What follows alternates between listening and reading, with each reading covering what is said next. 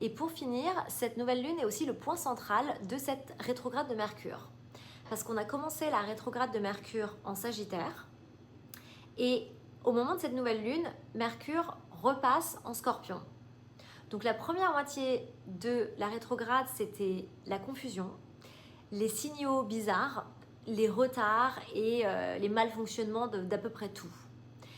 La deuxième partie de ce rétrograde, c'est les révélations.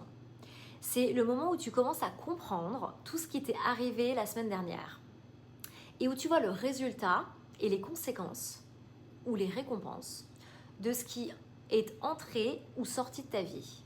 Donc oui, cette nouvelle lune est chargée, mais de toute façon, il n'y a pas de saison du Scorpion sans mort et renaissance et sans transformation. Et cette saison du Scorpion qu'on vit en ce moment, c'est vraiment comme une mort de l'ego servie sur un plateau d'argent pour qu'on puisse enfin reprendre le contrôle de nos vies. Tu te sens certainement vif, irritable, émotif. Tu peux voir revenir d'anciens schémas autour de la jalousie, de la trahison, de l'intensité, de l'argent et de l'intimité. Tu peux te dire, mais pourquoi est-ce que je suis en train de revivre ça ? Justement, c'est ça le travail. C'est ça le travail de l'ombre. C'est ça la libération.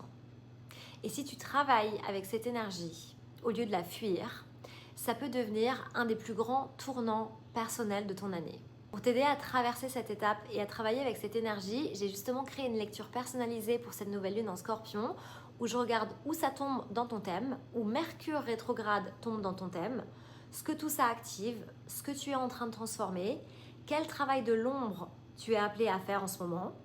Je te donne des prompts, des conseils, une guidance claire pour utiliser cette énergie et pas juste la subir. Et je te fais même un tirage de tarot pour que tu reçoives un message de tes guides sur ta situation actuelle. Tout ça, c'est dispo sur le lien dans ma bio.